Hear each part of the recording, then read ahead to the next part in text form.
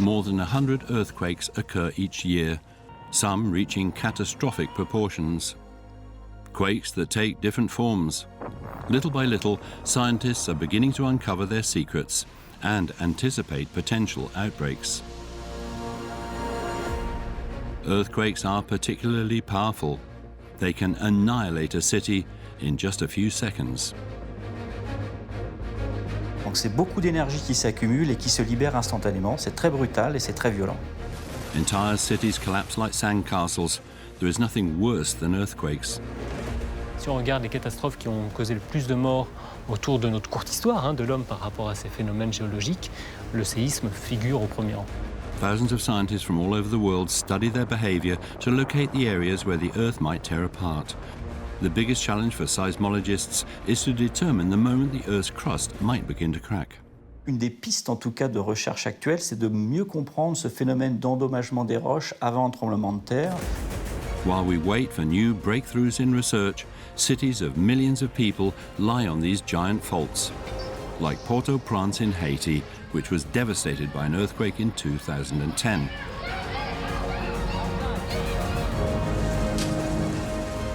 Tous les ingrédients négatifs étaient en place pour qu'un séisme de magnitude importante, mais enfin pas extrême, malheureusement conduise à la catastrophe qu'on a connue. In Nepal, thousands of people were killed and 500,000 houses were destroyed after a quake that ravaged everything for over 10 kilometers. C'était une zone qui était surveillée depuis le début des années 2000 par du GPS qui mesure la déformation lente. Italy is under constant threat. On the 24th of August 2016, an earthquake shook an entire population and devastated the city of Amatrice. The earth began to tremble in every direction, causing dramatic destruction, and the risk is still present. Il est clair, c'est presque écrit, qu'il y aura d'autres séismes catastrophiques dans le centre de l'Italie. The next major disaster is indeed already here, beneath our feet. Impossible to detect on the surface, lurking in the depths. Tokyo, Istanbul, Los Angeles, some of the biggest cities in the world are under threat. Fortunately, our understanding of earthquakes is becoming more and more accurate. Science is now able to locate the geographical zones where the Earth is about to tremble. Researchers from all over the world are now focusing on one single objective, anticipating the exact moment when the Earth will move. Il y a une voie de recherche qui est celle des précurseurs, déjà. Donc c'est d'essayer de voir si, de manière systématique, il y a des phénomènes qui seraient observables quelques jours, quelques heures avant un séisme. The mystery of what triggers earthquakes remains the biggest enigma that scientists face today.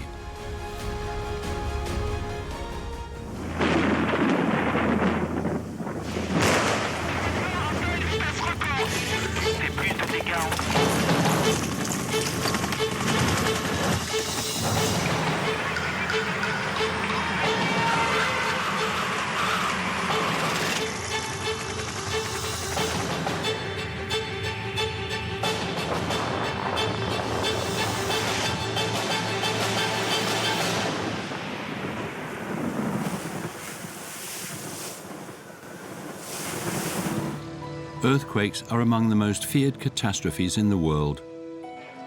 The Earth splits into two, swallowing entire buildings.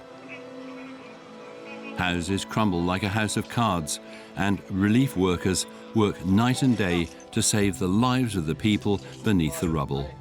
These images regularly circulate around the world. However, the violence of these earthquakes and the destruction they cause is also the expression of a healthy planet.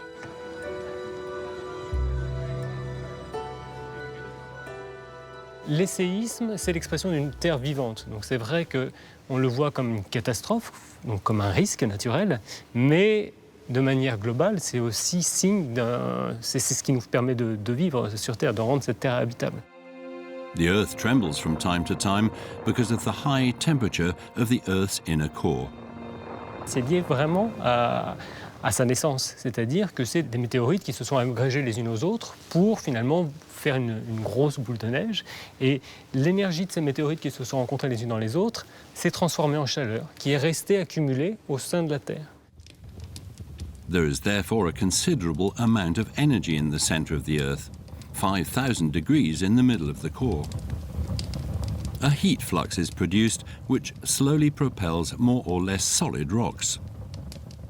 Cet intérieur de la Terre, ce qu'on appelle le manteau terrestre, en fait, ce sont des roches solides qui se déforment un peu comme du chewing-gum parce que certaines régions de ce manteau sont plus denses que d'autres, donc elles ont tendance à descendre par gravité. D'autres sont plus légères, donc en contrepartie, elles vont remonter. Tout ça dans ce matériau type chewing-gum. The problem is that these areas of more or less dense rock are attached to the cold, hard rocks that are in contact with the atmosphere. These hard rocks make up the 12 large tectonic plates that shift on the surface, moving away from each other or colliding, from a few millimeters to several centimeters each year.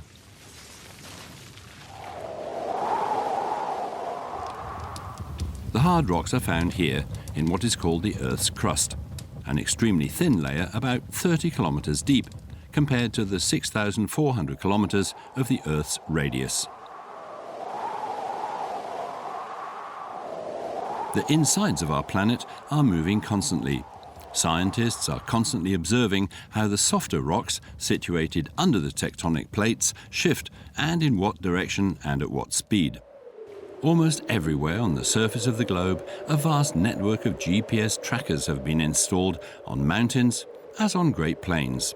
It allows scientists to follow the movements of the large plates which make up the Earth's crust, covered with cavities and bumps. Quand on regarde là où se placent sur le globe les séismes, là où ils sont localisés, depuis qu'on les mesure finalement, depuis les années 60, on voit, si on regarde ça à l'échelle globale, donc à l'échelle du globe, on voit que cette localisation des points rouges, finalement, qui seraient les séismes, délimite très précisément des pièces de puzzle.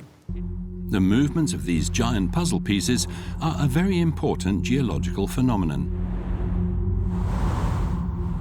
The plates are continental in size. India, Africa, South America, North America. Some of them mark the invisible borders of the great land blocks. There are a dozen of them. Scientists who study the deformations of the Earth's crust take particular interest in the smaller ones. They are the size of several countries and help in making the constant adjustment between the giant plates, which either move closer or move away from each other.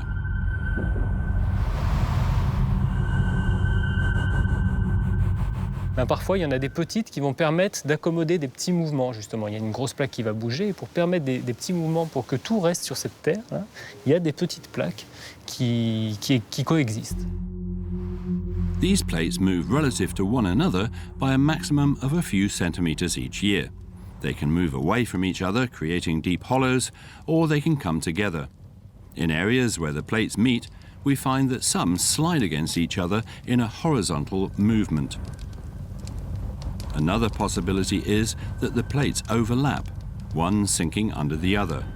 This last process generates most of the earthquakes that affect human life. C'est ce qu'on appelle les zones de subduction. Il y en a aux Antilles pour ce qui concerne le territoire français. Et là, lorsque la plaque plonge, elle peut casser alors qu'elle est en train de plonger. Donc là, ça peut être plusieurs centaines de kilomètres de profondeur. When the plates are no longer compressed together and crack violently, that's when an earthquake is produced. Donc c'est beaucoup d'énergie qui s'accumule et qui se libère instantanément. C'est très brutal et c'est très violent. Life on Earth reveals many surprises. Another type of phenomenon exists with much less violent consequences. Scientists call them intraplate earthquakes. Fractures can sometimes create earthquakes at the heart of large tectonic plates. It is a way for the planet to readjust the pressures that dominate the Earth's crust. It is this type of low magnitude seismicity that we observe in metropolitan France. The magnitude makes it possible to chart the violence of an earthquake. The more energy released during a quake, the bigger the magnitude. It is thanks to the Richter scale that we can assess the strength of an earthquake. The measuring scale was invented in 1935 by American seismologist Charles Francis Richter and has no limit. It's an endless scale and is calculated based on the amplitude of the vibrations of the ground. It is said to be weak to moderate from 2 to 5.9. There are a total of nearly 100,000 earthquakes of these magnitudes a year, but above 6, the magnitude is said to be strong. En termes d'ordre de grandeur, ce qui est important à savoir, c'est que si on passe d'un degré à un autre, par exemple de 5 à 6, l'énergie est dissipée de l'un à l'autre, la différence est de 30, un facteur 30. The earthquake is therefore 30 times more violent from one level to the next. From 8 to 8.9, the quake is said to be considerable. It can cause damage hundreds of kilometers around.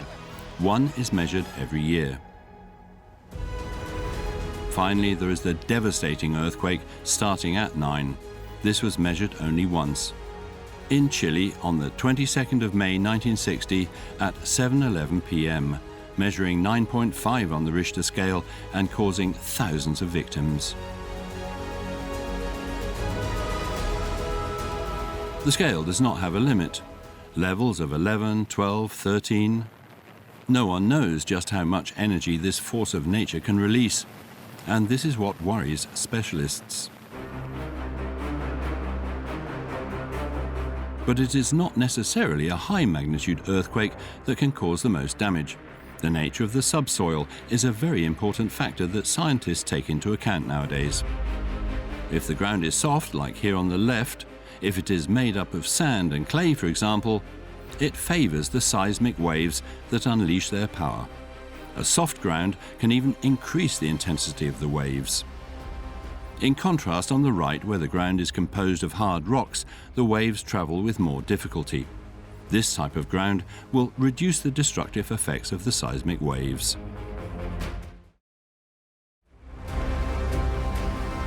The most striking example is Haiti, one of the biggest disasters of our modern era.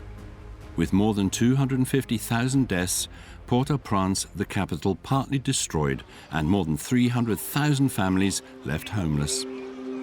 Haiti, sometimes called the Pearl of the West Indies, is now one of the poorest countries in the world. In 2010, its capital, Port-au-Prince, with a population of 1 million, suffered one of the greatest disasters in its history. It was 4:53 p.m. There were no warning signs, and in 5 short seconds the city collapsed.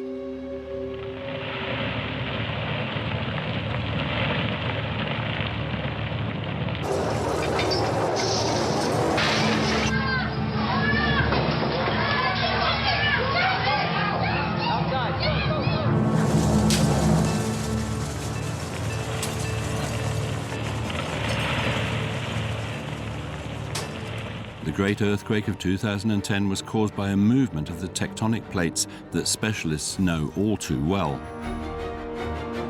The North American plate shifted towards that of the Caribbean.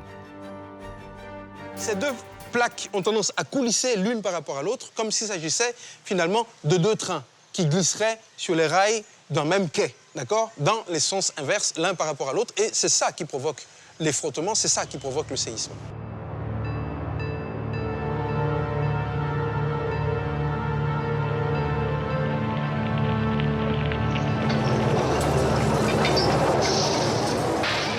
La rupture responsable du tremblement de terre s'est produite à une profondeur de à peine 10 km, c'est-à-dire très en surface par rapport à l'épaisseur, on va dire, de la Terre elle-même comme sphère.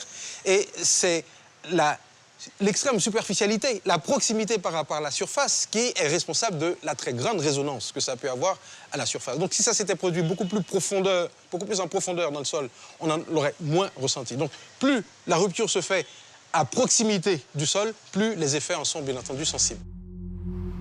The earthquake was caused by these two plates that have been battling for millions of years. Like two sumo wrestlers, they fight with all their power until one gives way.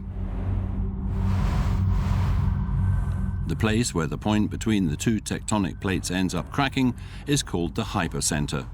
The violence is such that the famous seismic waves flow out and travel several kilometers. It is these waves that cause the ground to shake. Dans le cas du séisme d'Haïti, on avait mesuré par GPS depuis environ 10 ans avant le tremblement de terre les vitesses auxquelles bougeaient les plaques l'une par rapport à l'autre, donc de l'ordre de 7 mm par an. Vous voyez que c'est petit.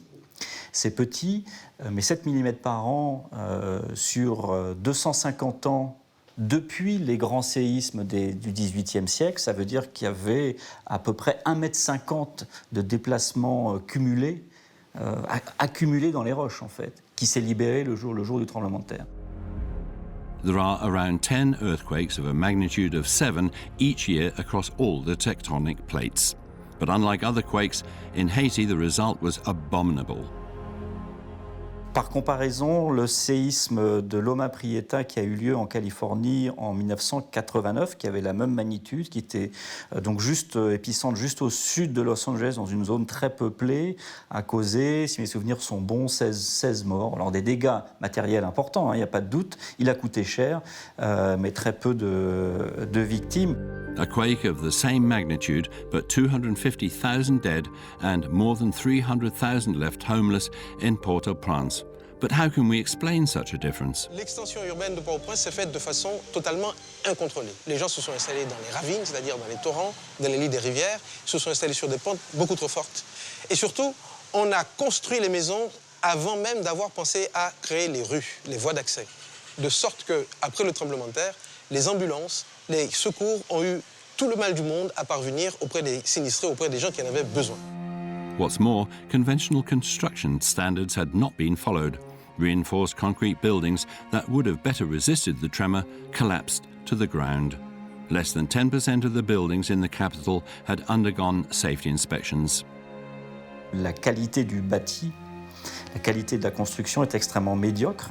Les sismologues disent souvent que les séismes ne tuent pas, ce sont les bâtiments. Bon, c'est une trivialité, mais le séisme d'Haïti l'a bien montré, ce sont des bâtiments fragiles, la grande quantité de bâtiments fragiles qui ont été la cause de la catastrophe. Alongside the buildings which were not resistant to the tremors generated by the seismic waves was what scientists call the epicenter, the place where the rupture began. It was identified just 25 kilometers from Port-au-Prince, next to Léogâne. From the moment of the rupture, the seismic waves, those which shake the ground, arrived like a tsunami on the capital. The waves are classed into two categories and do not have the same effects on buildings.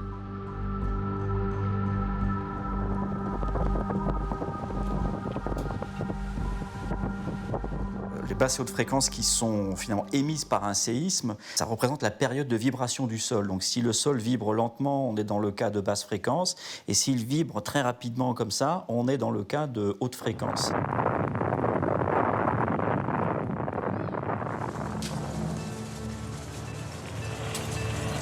Les basses fréquences impactent particulièrement les bâtiments de plusieurs étages. En fait, plus la fréquence est basse, plus au premier ordre, les bâtiments de grande taille vont être affectés. Les hautes fréquences affectent les bâtiments de petite taille. Donc, tous les bâtiments, finalement, ne sont pas égaux face au séisme. Imaginez, vous êtes sur un tapis et quelqu'un vient tirer le tapis comme ça. Vous subissez une accélération. Donc, si vous êtes un bâtiment, vous subissez un effort qui peut vous faire tomber. Last factor, while some neighborhoods resisted the shock, others literally collapsed. And it is the nature of the soil that is responsible. Les bâtiments construits dans certains quartiers ont bien réagi. Et puis, dans certains cas, vous traversez la rue, vous arrivez dans une autre configuration, un autre quartier, le même type de bâtiment, ça a moins bien réagi. Donc on sait depuis longtemps que non seulement il faut bien construire, mais il faut aussi construire en fonction du sol sur lequel on se trouve. On ne se rend pas compte quand on circule, qu'on a l'impression que voilà, ce qu'il y a sous nos pieds, c'est pareil partout. Pas pour les ondes sismiques, dans certaines zones, et ça peut varier à l'échelle de quelques dizaines de mètres. On passe de rochers qui va affleurer en surface, sur lesquels sont construites des maisons, à des zones beaucoup plus molles qui ont la mauvaise propriété d'amplifier les ondes sismiques. On a des effets qu'on appelle de sites. Donc, comme son nom l'indique, c'est des sites particuliers qui vont amplifier les ondes sismiques. Ça peut être lié à de la géologie, c'est-à-dire qu'on a par exemple des formations géologiques très meubles qui vont amplifier, ça va être comme un gâteau mou, là, le jelly anglais, là, qui va faire remonter les ondes, ou des reliefs, des collines au sein desquelles les ondes vont se retrouver piégées, vont rebondir, et ça va être comme un phénomène d'écho.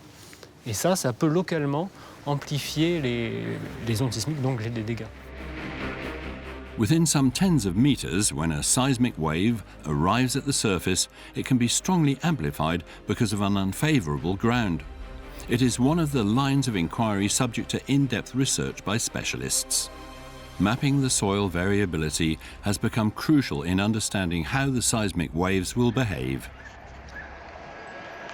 A soft ground which reinforces the waves. This was the case of this luxury hotel, a 7-story establishment with 145 rooms. Nearly 70 people died there in the earthquake. There were a few survivors, like Françoise, accompanied that day by her cousin. Il y avait le cendrier de Coralie qui a commencé à bouger un petit peu. On s'est échangé un regard d'incompréhension, puisque j'ai pas très bien capté ce qui se passait. Et à partir de là, ça s'est assez vite enchaîné, puisque les vibrations ont augmenté, et j'ai eu vraiment un sentiment que tout foutait le camp autour de nous. À ce moment-là, ça a vraiment secoué très, très, très fort. J'entendais pas de bruit précis, mais plutôt un bruit sourd. Un peu comme dans les films, en fait, où on a l'impression d'entendre bouh. The earthquake's epicenter being very close by, 25 kilometers away, Françoise heard a rumbling created by the friction of the two plates rubbing together. It will prove fatal. Yes, thank you. The death toll is terrible, claiming 250,000 deaths, and the number grew over the following days to several thousand victims due to dozens of aftershocks, one of the earthquake's aggravating factors. Ça a secoué très très fort autour de cette faille, et donc les petites failles qui sont présentes à quelques kilomètres, quelques dizaines de kilomètres, voire plus, ont été secouées, et leur voisinage a été aussi distordu par le mouvement sur la faille principale. Et donc ces contraintes nouvelles, cet affaiblissement lié à la vibration vont faire que, elles vont casser 10 minutes plus tard, 2 jours plus tard, 3 mois plus tard. Donc on peut considérer au premier ordre les répliques comme un réajustement, un retour à l'équilibre en quelque sorte du milieu qui vient d'être perturbé par une rupture instantanée. Même si la magnitude peut être plus modérée, et généralement plus modérée que le choc principal, le premier, eh bien les bâtiments sont endommagés. Et donc il n'en faut pas beaucoup forcément pour faire tomber par terre un bâtiment endommagé. Et il y a d'autant plus de répliques que le séisme principal a été important.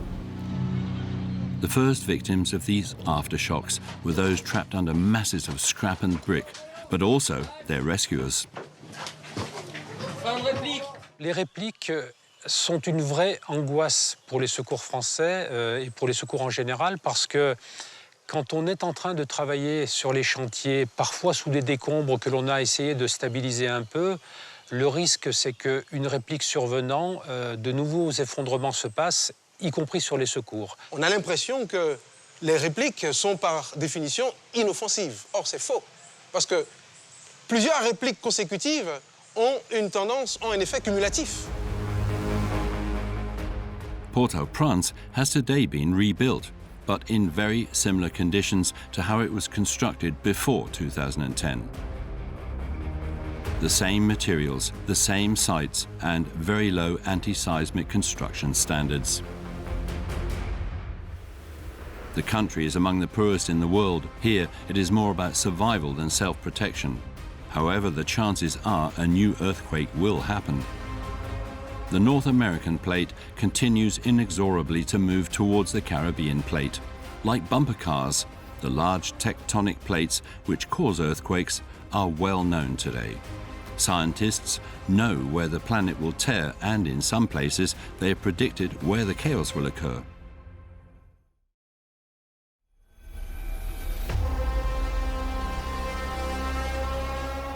This is the case for this country, famous for its mountain range and its landmark, Mount Everest.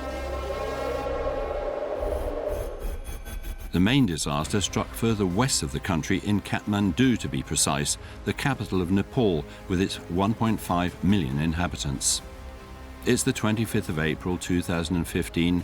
It's not yet midday.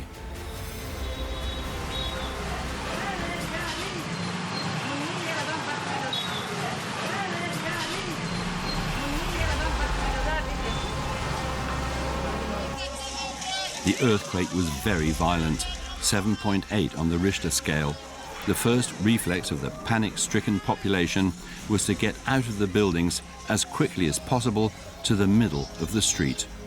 Less exposed places, as far away as possible from buildings which could collapse.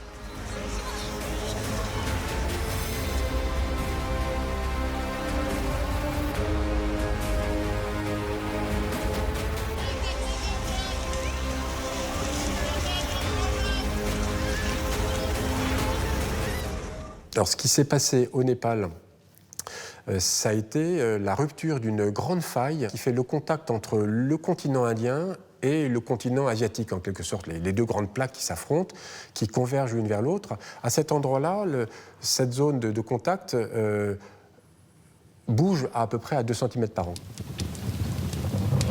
Et donc la zone se comprime. La zone se comprime, et la faille de contact, où il y en a une principale, disons, elle reste bloquée. À 2 cm par an, ça veut dire que si elle avait glissé, au bout de 1000 ans, elle aurait fait 20 mètres de glissement. Mais malheureusement, elle reste bloquée. Mais ça veut dire qu'au bout de 1000 ans, si elle n'a pas glissé, elle va glisser de 20 mètres. And on the 25th of April, one of them did crack, triggering the earthquake. The two plates that have been moving towards each other and pressing together made up for all the space they should have moved before. Le séisme se déclenche en profondeur, à environ 15 km de profondeur, très à l'ouest de Katmandou, une centaine de kilomètres à l'ouest de Katmandou. Il se propage pendant une quarantaine, une cinquantaine de secondes vers l'est, donc dans la direction de Katmandou.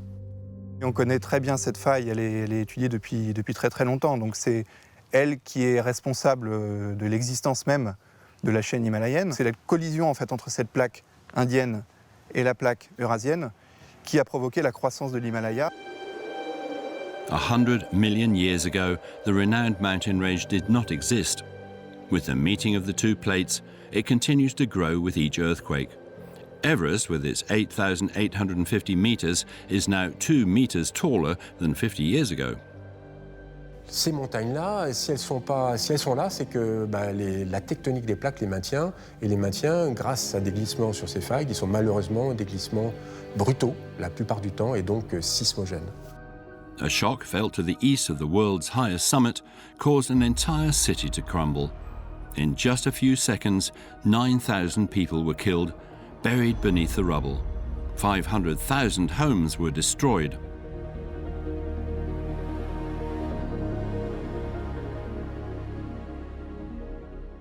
La durée de la secousse a été presque 1 minute, donc un mouvement fort pendant 40-50 secondes. Donc ça fait peur. Des mouvements, des vibrations, donc des mouvements, des secousses verticales.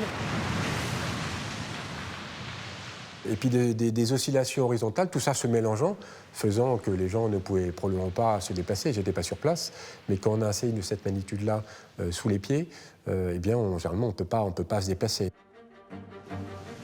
During the sudden disengagement of the two plates that collide, the seismic waves, these sorts of underground waves that start at the epicenter, traveled in the ground in an unusual way.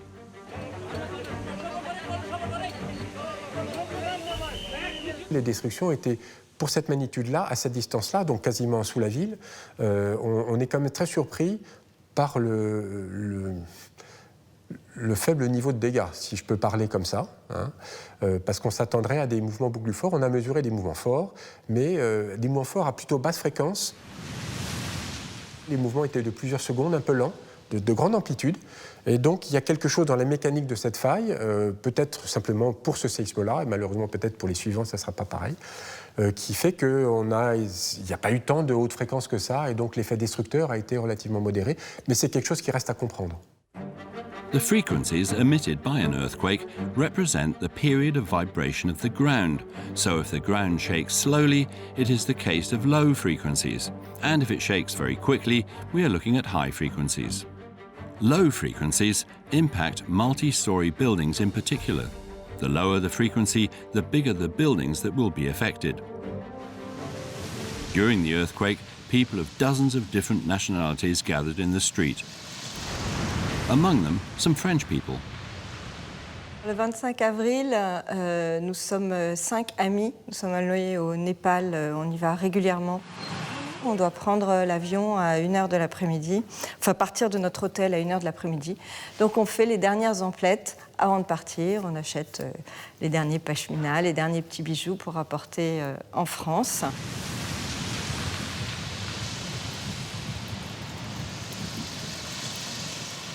Il y a un gros bruit sourd, un grondement, et puis très vite, en fait, ça tangue très fort.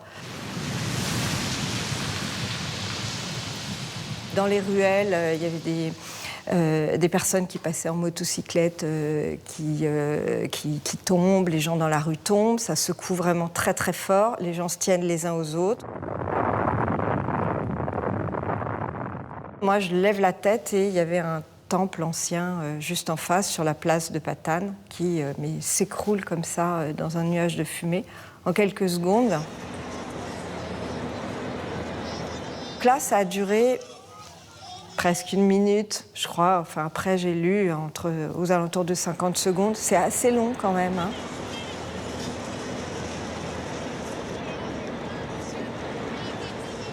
On ne réfléchit pas. J'ai compris que c'était un tremblement de terre et la seule chose, c'est quand est-ce que ça va s'arrêter, quoi. Quand est-ce que je vais pouvoir respirer et sortir de ce moment de chaos et de terreur, c'est parce que c'est vraiment ça. Au début, on ne comprend pas et après, on est maître de rien et on a juste à attendre en espérant qu'on ne sera pas touché.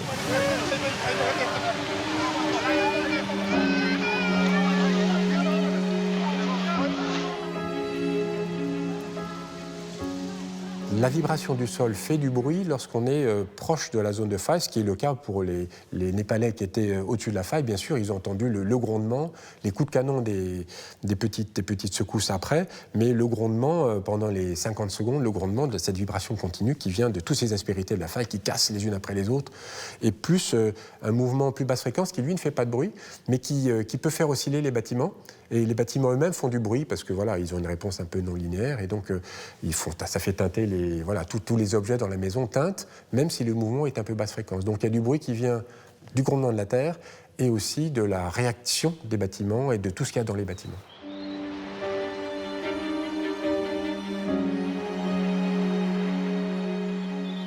Tous les quarts d'heure, il y avait des secousses et des répliques ou des secousses, je ne sais pas exactement. En tout cas, c'était suffisamment fort et suffisamment rapproché pour qu'on comprenne que ça n'allait pas s'arrêter comme ça. The aftershocks continued to obliterate buildings which didn't have anti-seismic measures in place. These are simple. Constructing a building with symmetrical dimensions reduces the risk of twisting.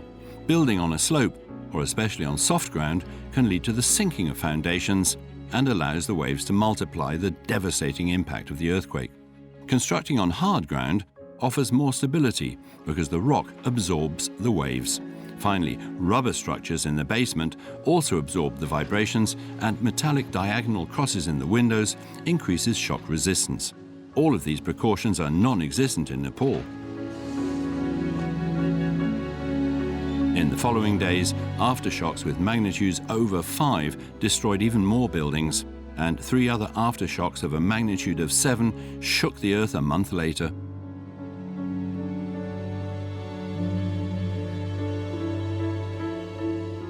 Il est très clair que le séisme de 2015 n'a rompu qu'une petite partie de la faille qui est située sous le pays. Ce séisme de 2015, magnitude 7.8, est assez petit, même s'il est très gros, par rapport à ce que l'on pense pouvoir se produire dans le futur et ce qui s'est déjà produit dans le passé historique.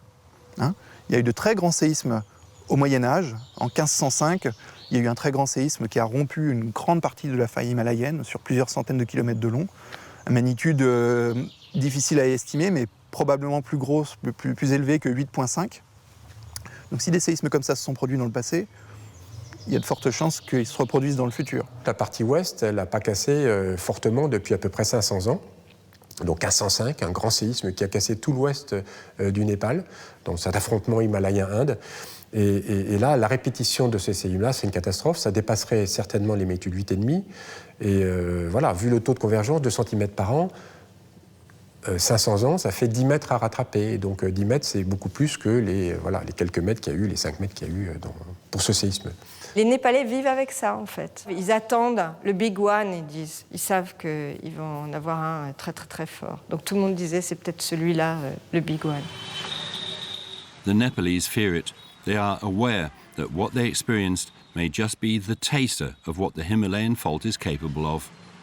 Avant que ce séisme se produise, les sismologues, les paléosismologues, les géodésiens, qui sont tous des spécialistes des tremblements de terre avec chacun leurs outils, avaient pratiquement étaient tous en accord pour dire que cette faille, la faille qui est située sous Katmandou, qui émerge en Inde, elle est capable de produire des séismes de magnitude 8, 8,5, certains disent même magnitude 9.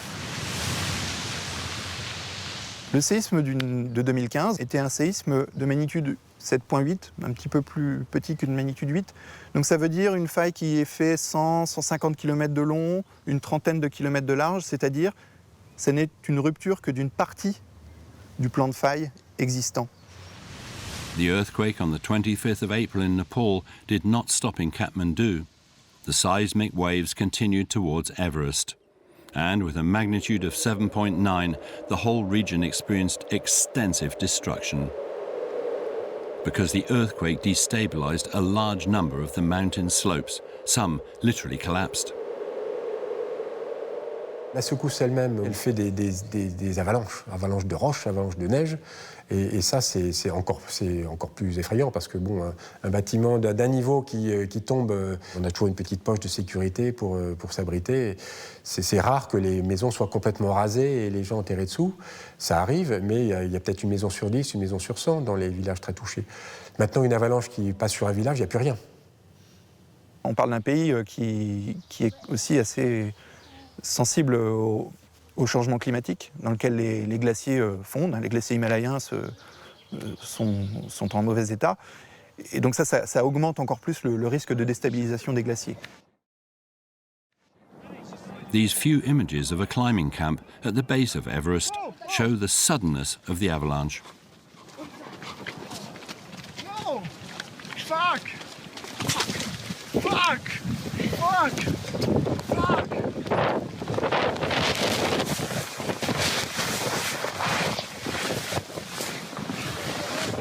And we try to find the kitchen shed. Oh no, there's no kitchen shed left.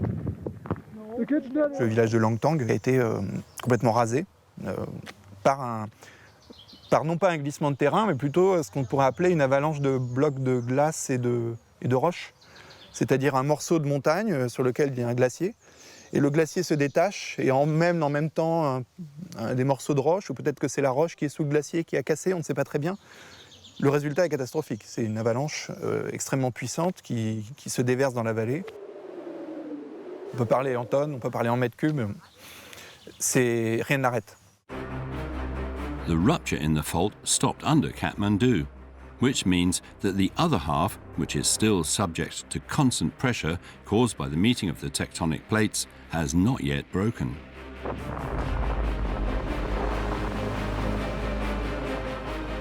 This part is moving increasingly close to the surface, which could lead to an earthquake even more powerful than that of 2015.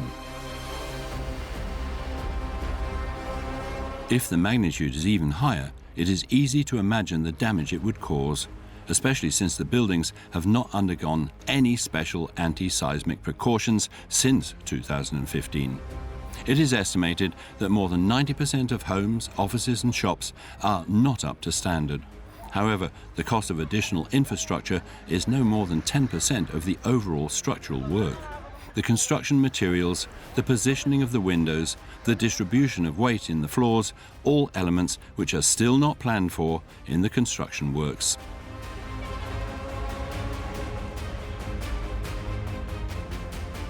La probabilité qu'il y ait un grand séisme dans les décennies à venir n'est pas négligeable. Je ne sais pas si on peut dire que c'est une chance sur 100, une chance sur 10. Par contre, à l'échelle du siècle, elle est extrêmement probable, à l'échelle donc du XXIe siècle. Constant threat is present, constant danger, and a fault ready to open. This is the case for a large number of regions across the world. But one of them makes us fear the worst. It is the one that crosses Italy.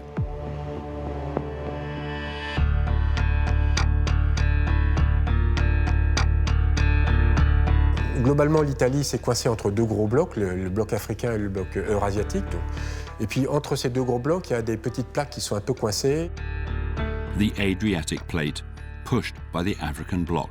It is this plate that gave birth to the Alps, but also to the Apennines in Italy, mountains ranging over 1,000 kilometers from the north to the south of the country. This contact zone between two plates explains the constant threat that weighs over the country.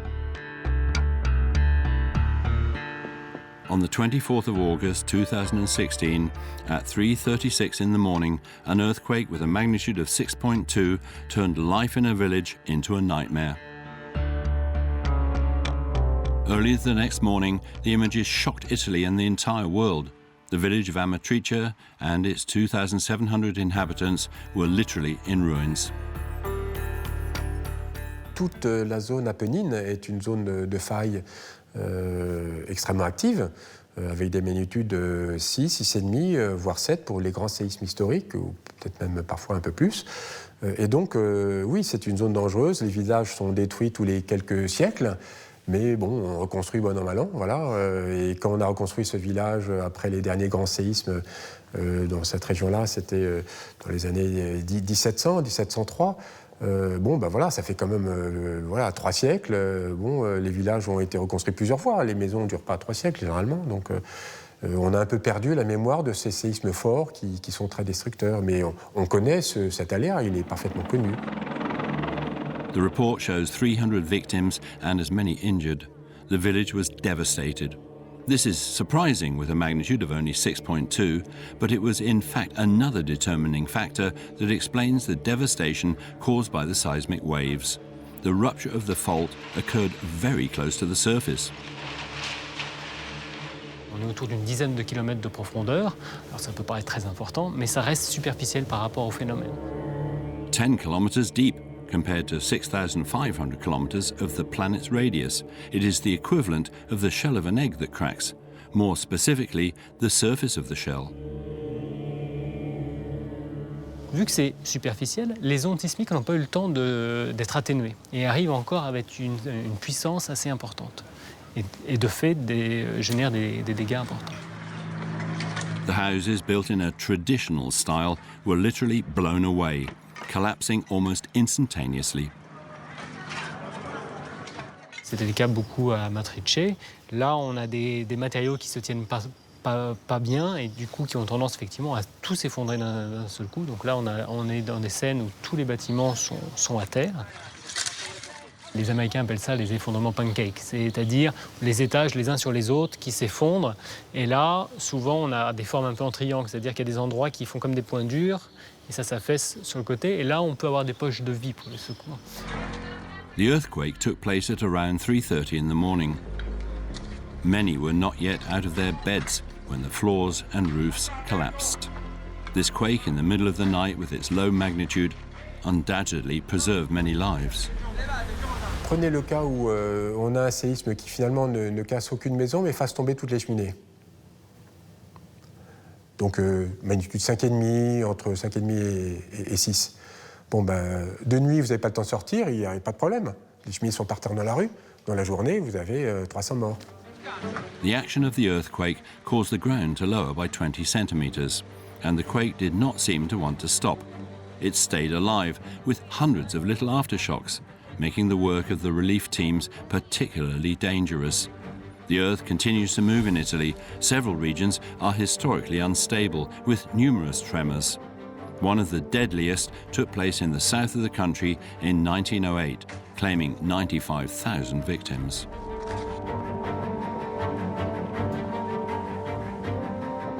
Les personnes qui habitent encore dans le bâti historique du centre de l'Italie et de toutes les zones sismiques prennent un vrai risque. Il est clair, c'est presque écrit, qu'il y aura d'autres séismes catastrophiques dans le centre de l'Italie. Italy is therefore under the threat of even more devastating earthquakes. The other side of the Alps is also threatened by this tectonic plates game. The Eurasian and African plates that make Italy tremble also have an impact on France. The Alps, the Pyrenees, Provence, and even Brittany are sensitive sites. France is hit every week with tremors of a magnitude of 3, but the risks today are very limited. The real danger is found on the edges of Europe. Here, experts have no doubts that a future tragedy is looming. This is the case in Turkey and its flagship city, Istanbul, with its 15 million inhabitants.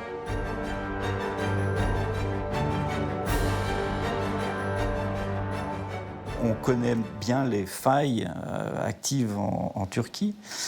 On les connaît bien qu'en particulier parce qu'elles ont généré des séismes historiques qu'on a vus se déployer au cours du temps, au cours du siècle dernier, le long de la faille nord-anatolienne, qui est la grande faille sismique de la région. Turkey is trapped between the African plate, the Arabian plate, and the Anatolian plate. The country is therefore subject to great instability. Frequent tremors ravage the whole country, like in 1999 in Izmir, 150 kilometers from Istanbul. The magnitude was 7.2. 18,000 people died. In 2014, the city of Van in the east of the country shook powerfully, leaving nearly 400 dead beneath the debris. But these earthquakes, though violent, are nothing in comparison to the one feared by all, the famous Big One, a terrible quake, a monster that has already given something to talk about. On sait que la faille a cassé il y a 250 ans pour la Turquie, et on sait aussi que en 250 ans, ça fait 5 mètres à rattraper, et 5 mètres à rattraper en glissant brutalement. Et comme il se trouve que les grands séismes des régions qu'on regarde, c'est typiquement des glissements de 5 mètres, eh bien on se dit que la faille est mûre pour casser. If the break happens on this Anatolian plate, the world's experts foresee apocalyptic scenes. Un certain nombre d'ingrédients sont réunis pour qu'il y ait une grosse catastrophe. First of all, the position of the fault, which, if it continues to move apart, has millions of inhabitants in its sights. La prochaine propagation, elle affectera un segment de faille qui se trouve très proche, en face de la capitale, Istanbul. Istanbul est en quelque sorte au bout du canon. The second concern is the city itself, with buildings that are incapable of withstanding an earthquake. Urbanization is rampant here, and constructions are built without taking the seismic risk into account. 10 years after the great earthquake of 1999, out of the 1,720 schools at risk, less than 250 have been reinforced. Out of the 635 hospital buildings, only 3 have been strengthened.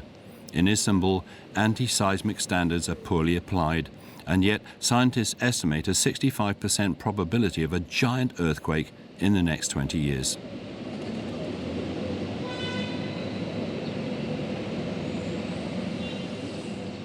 Ça doit déclencher des mesures de protection de grande échelle. Today, Istanbul is an example of a city that continues to grow, but at the same time does not take the necessary measures. We have reached a point where the urban population is larger than the population in the countryside. The next earthquakes are likely to affect us even more than in the past. Anticipating future earthquakes has become the experts' new challenge.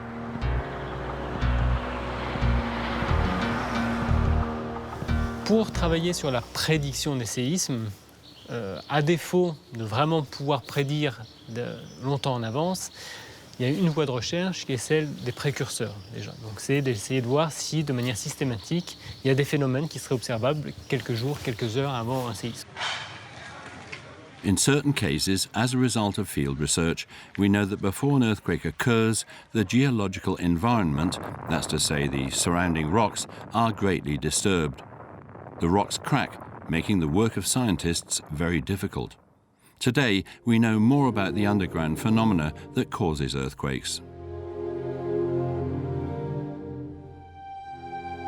Une des pistes, en tout cas, de recherche actuelle, c'est de mieux comprendre ce phénomène d'endommagement des roches avant un tremblement de terre, pour pouvoir déterminer dans quelle mesure ça contient des informations sur le séisme à venir, sur son timing, et puis aussi sur sa taille, évidemment. Research is advancing, but time is running out. Today, around 10 cities across the world, each with more than 8 million inhabitants, sit on the edge of tectonic plates where earthquakes are triggered. Specialists are not optimistic. A tremor with a magnitude of 7 in Tehran, for example, would cause 1.5 million deaths. One thing is sure, the Earth's center, with a temperature of 5,000 degrees, has not yet finished shifting its tectonic plates, moving them around like the pieces of a never-ending jigsaw puzzle. It is estimated that the core has only dropped 3 to 6 degrees since the disappearance of the dinosaurs. These forces of nature, completely out of our control, have not finished making us tremble.